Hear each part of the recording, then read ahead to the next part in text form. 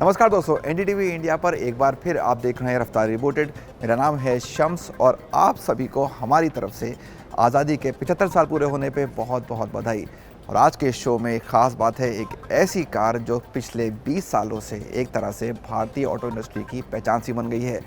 हम बात कर रहे हैं महिंद्रा स्कॉर्पियो की। हाल ही में कंपनी ने स्कॉर्पियो एन नाम से इसका एक नया जनरेशन बाज़ार में लॉन्च किया है, लेकिन साथ में ये भी कहा था कि साथ साथ जो करंट कार है स्कॉर्पियो, उसकी बिक्री भी जारी रहेगी स्कॉर्पियो क्लासिक के नाम से। वो कार अब हमारे सामने आ चुकी है। इसमें कंपनी ने कई बदलाव किए हैं। आपको आज शो में इसके बारे में सब कुछ बताएंगे, लेकिन पहले शो की शुरुआत करते हैं एक बिल्कुल नई मोटरसाइकिल से। इसका नाम है रॉयल एनफील्ड हंटर 350। कंपनी की बाज़ार में सबसे सस्ती बाइक बन गई है। शुरुआती कीमत है 1.5 लाख रुपये। आइए आपको बताते हैं क्या है ख़ास इस नई बाइक में।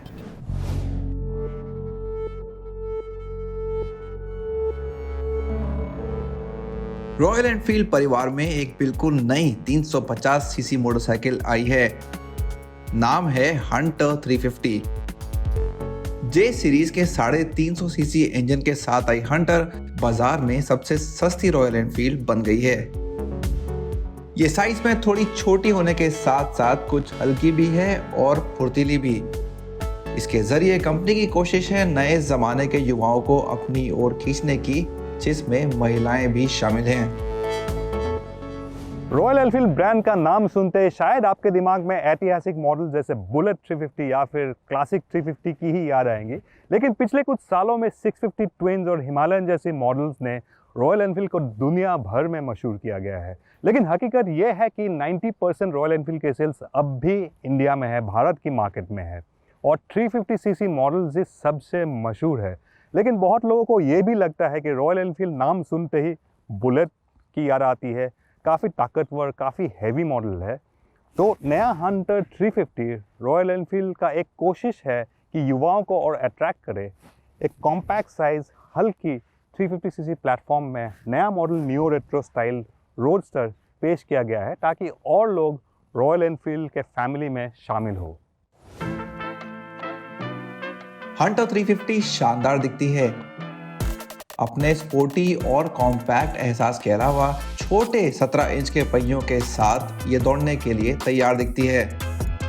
इसका लुक अभी भी कुछ हद तक रेट्रो है, लेकिन उससे ज़्यादा ये आधुनिक बाइक है, खास तौर पर अगर आप इसकी तुलना कंपनी की दूसरी बाइक से करें। हाँ, गोल हेडलाइट गुजरे ज़माने की याद ज़रूर दिलाती है, लेकिन ये हैलोजन है और इंडिकेटर्स बल्ब किस्म के हैं। छोटे फेंडर के साथ इसका पिछला हिस्सा स्पोर्टी दिखता है। यहाँ एलईडी टेल लाइट दी गई है। बाइक के सबसे महंगे मेट्रो वेरिएंट में 17 इंच के अलॉय व्हील्स लगे हैं, डुअल चैनल एबीएस के साथ। वहीं सिंगल पॉड इंस्ट्रूमेंट कंसोल में छोटी डिजिटल स्क्रीन दी गई है, जिसमें काम की सारी जानकारी मिल जाती है, लेकिन ट्रिपर नेविगेशन पॉड आपको अलग से लेना होगा। यहाँ यूएसबी चार्जिंग पोर्ट भी दिया गया है, जो काफी काम की चीज है। बाइक की फिट और फिनिश काबिले तारीफ है और निर्माण भी बढ़िया लगता है। हंटर 350 को जिस तरफ से भी देखें, ये शानदार दिखती है। बाइक को कस्टमाइज करने के भी कई विकल्प हैं। यहाँ चुनने के लिए 2 थीम्स और 26 तरह की एक्सेसरीज हैं, जिनमें crash guards, passenger backrest, luggage, seats और शीशे शामिल हैं। इंजन इसका क्लासिक 350 और मीटियोर 350 से ही लिया गया है, लेकिन अपने आप में हंटर 350 बिल्कुल नया मोटरसाइकिल है। नया डिज़ाइन है, फ्रेम नया है। जी हाँ, फ्रेम पूरा का पूरा नया नहीं है। पहला हिस्सा जो है वो क्लासिक 350 से ही लिया गया है, लेकिन जहाँ क्लासिक 350 में आपको ये वाला पोर्शन से फुट पेग हैंगर तक एक बोल्ट ऑन यूनिट है, इसमें वो नहीं है। पिछला हिस्सा बिल्कुल नया है, ताकि वो नया डिज़ाइन, नया बॉडी वर्क आराम से फिट हो जाए। इसमें डिज़ाइन के मुताबिक पिछला हिस्सा फ्रेम का बिल्कुल नया है। फुट पैक का पोजीशन भी करीबन 100 मिलीमीटर पीछे है क्लासिक 350 से, और ओवरऑल व्हील बेस इसका छोटा है 20 मिलीमीटर, लेकिन 17 इंच फ्रंट व्हील के बदौलत इसका स्टीयरिंग ज्योमेट्री शार्प है। लेकिन सबसे खास बात यह है कि क्लासिक 350 के मुकाबले में हंटर 350 पूरा 14 किलो हल्का है।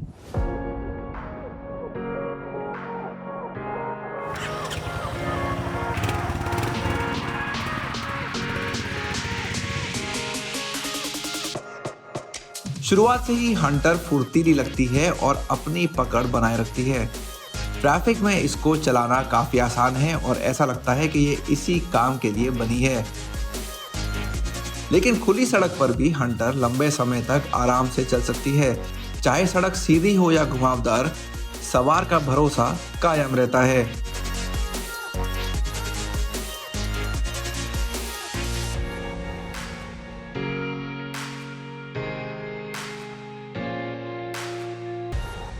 इंजन इसका बहुत हाई ड्राइविंग नहीं है। अगर आपको टॉप एंड परफॉर्मेंस चाहिए, आपको एक्सेलरेशन चाहिए, तो शायद आपको किसी और बाइक देखना चाहिए।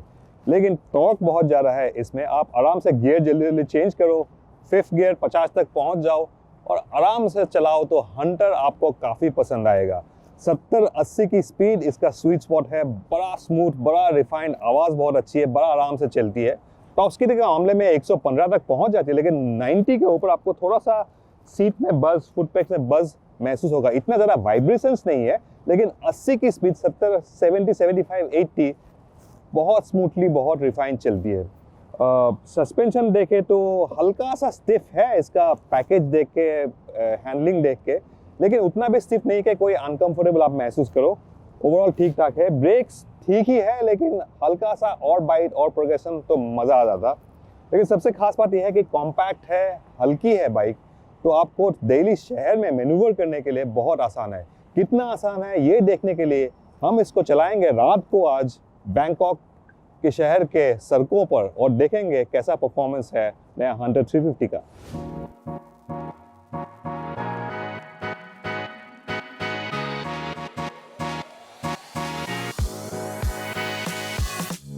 जी हाँ, आधी रात को भी बैंकॉक में हलचल की कोई कमी नहीं है और हंटर ने यहां भी निराश नहीं किया।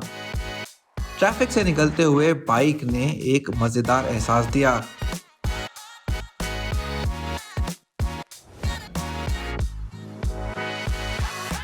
और इसके बाद बारी थी हंटर को एक गो कार्ट ट्रैक पर परखने की।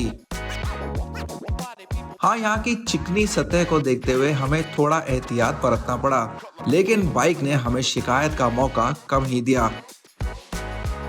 बेहतर पकड़ वाले और ज्यादा प्रीमियम टायर्स के साथ हंटर 350 की सवारी और भी बेहतर हो जाएगी।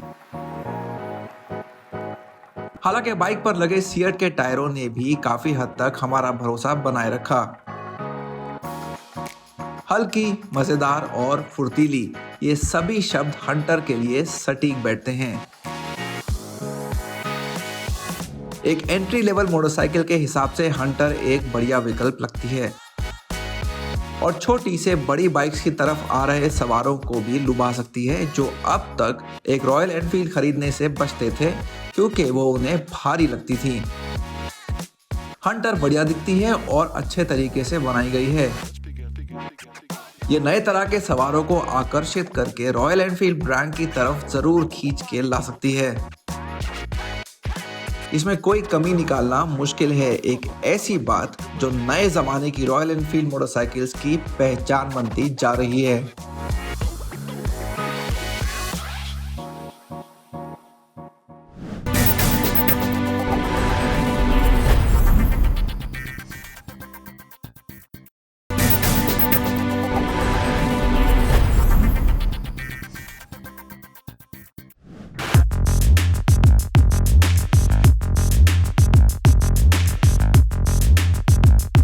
महिंद्रा एंड महिंद्रा ने हाल ही में स्कॉर्पियो की नई जनरेशन स्कॉर्पियो एन को बाज़ार में लॉन्च किया है। कार कई तरह के बदलावों के साथ आई है।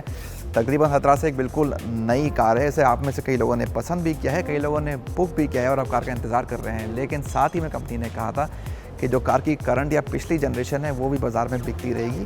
वो कार आज हमारे साथ है। इसका नाम है स्कॉर्पियो क्लासिक। इसमें भी कंपनी ने कुछ अहम बदलाव किए हैं, लेकिन आपके लिए जानना ज़रूरी है कि ये कार किसके ज़्यादा करीब है, पुरानी स्कॉर्पियो के या नई स्कॉर्पियो एन के। आइए जानते हैं। नई स्कॉर्पियो क्लासिक में सबसे बड़े बदलाव इसके लुक्स में ही किए गए हैं और चेहरा उसमें काफ़ी अहम है। यहाँ सब कुछ बदल गया है। तो ऑफ कोर्स नया कंपनी का लोगो जो हमने हाल की कार्स में देखा है XUV700 पे स्कॉर्पियो एन में, वो आपको यहाँ मिल जाएगा।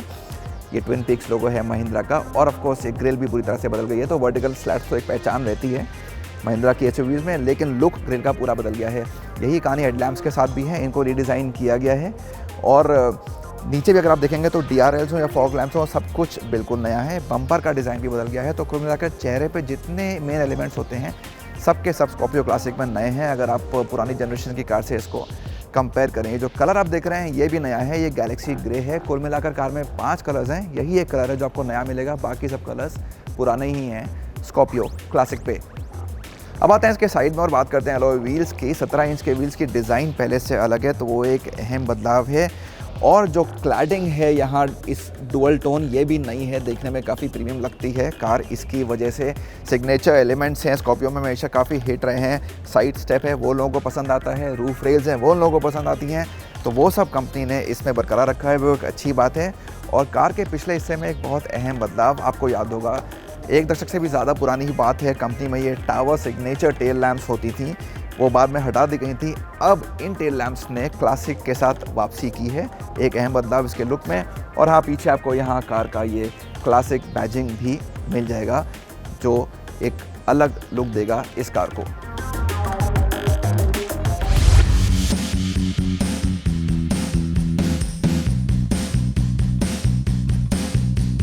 स्कॉर्पियो क्लासिक के कैबिन में आने के बाद आप समझ जाएंगे कि जो करंट कार बाजार में बिक रही है उससे कुछ अहम फ़र्क यहाँ दिखते हैं, लेकिन ये भी है कि ये है तो क्लासिक ही, तो जितने सारे फीचर्स स्कॉर्पियो एन में हैं वो आपको यहाँ नहीं मिलेंगे। कुछ बेसिक चेंजेस हालांकि कंपनी ने किए हैं। सबसे बड़ा फ़र्क जो मुझे दिखा वो ये कि इसमें एक नई टच स्क्रीन डाली गई है जो काफ़ी क्लियर है, काफ़ी रिस्पॉन्सिव भी है, अच्छे से आप इसको आसानी से इस्तेमाल कर सकते हैं, वो एक अच्छी बात है।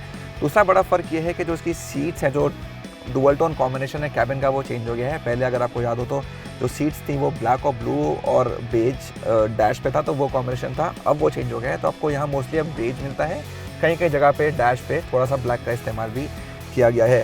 स्टीयरिंग व्हील पे लेदरेट का इस्तेमाल है, इस पर कंट्रोल्स भी हैं। हालांकि ये सारे फीचर्स जो मैंने आपको बताया अभी तक, ये सब आपको सिर्फ इस महंगे वाले S11 में ही मिलेंगे। इसके अलावा जो इंस्ट्रूमेंट कंसोल है वो आधा एनालॉग है, आधा डिजिटल है, बीच में एक छोटी सी स्क्रीन है MID जो आपको इन्फॉर्मेशन दे देती है।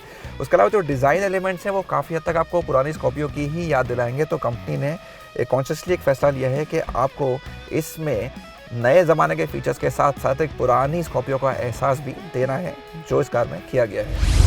जैसा कि हमने करंट स्कॉर्पियो में देखा है, स्कॉर्पियो क्लासिक में भी कई सारे सीटिंग ऑप्शंस हैं सेकंड रो और थर्ड रो में। पहले बात करते हैं सेकंड रो की। यहाँ पे आपको एक 3 पैसेंजर्स के लिए बेंच सीट मिल जाती है और इस सबसे महंगे S11 में आपको कैप्टन सीट्स का ऑप्शन भी मिल जाएगा। तो फिलहाल आप देख रहे हैं मैं कैप्टन सीट वाले ऑप्शन में बैठा हूँ और यहाँ स्पेस मुझे अच्छा लगा। नी रूम की बात करें या शोल्डर रूम तो ऑफकोर्स अच्छा हो गई, हेड रूम भी काफ़ी बढ़िया लगा मुझे सेकंड रो में इन कैप्टन सीट्स के साथ। बात करते हैं एर्गोनॉमिक्स की, तो पहले की तरह ही है, तकरीबन हर तरह से एक छोटा मोबाइल फ़ोन होल्डर है डोर पे, एक नया मोबाइल फ़ोन होल्डर दिया है यहाँ सीट कवर के पीछे। AC वेंट्स की कप होल्डर्स की डिज़ाइन तकरीबन सेम ही है। यहाँ मेरे पास आर्मरेस्ट भी दिया गया है, तो आराम का अच्छा ख्याल रखा गया है यहाँ सेकंड रो में स्कॉर्पियो की। तो ये है नई स्कॉर्पियो क्लासिक की सेकंड रो का बेंच सीट वाला ऑप्शन। यहाँ भी स्पेस मुझे काफ़ी अच्छा लगा और सबसे बढ़िया बात जो ये लगी कि सीट काफ़ी बड़ी है, तो अंडर द सपोर्ट काफ़ी अच्छा है यहाँ सेकंड रो में। 2 पैसेंजर्स के लिए एडजस्टेबल हेडरेस्ट हैं, 2 पैसेंजर्स के लिए 3.3 बेल्ट है, मिडिल पैसेंजर के लिए लैप बेल्ट है, और अगर मिडिल पैसेंजर यहाँ नहीं बैठा होगा तो फिर आपको यहाँ एक सेंटर आर्मरेस्ट भी दिया गया है।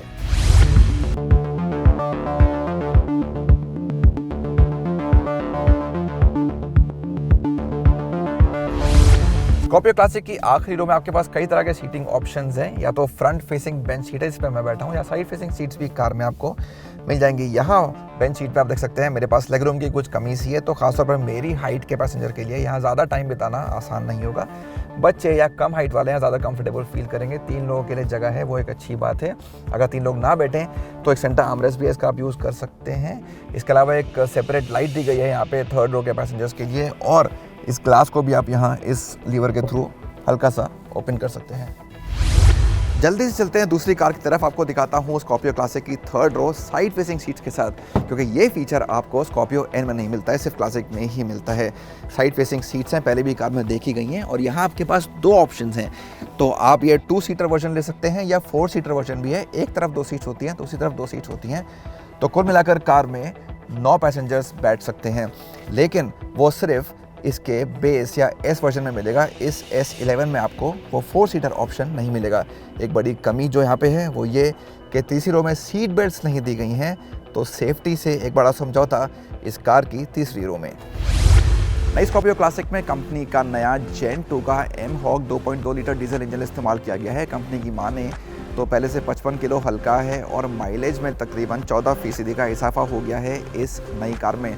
आपको मिलती है मैक्सिमम पावर 128 bhp की और पीक टॉर्क है 300 Nm जो आपको 1600 और 2800 RPM के बीच मिल जाएगा। अच्छी बात है कि कंपनी के मुताबिक इसमें से करीब 80% टॉर्क 1000 RPM से ही मिल जाता है, तो काफ़ी फ्लैट टॉर्क कर्व है इस कार में। इसका मतलब है कि आप लंबे समय तक इस कार को एंजॉय कर सकते हैं इसकी ड्राइव को, स्पेशली हाईवे पे जब आप इसको चलाएं। इस डीजल के साथ आपको 6 स्पीड का मैनुअल गियर बॉक्स दिया गया है, तो वही ऑप्शन है स्कॉर्पियो क्लासिक में। डीजल है और मैनुअल है, पेट्रोल नहीं है, ऑटोमेटिक नहीं है और 4x4 भी नहीं है।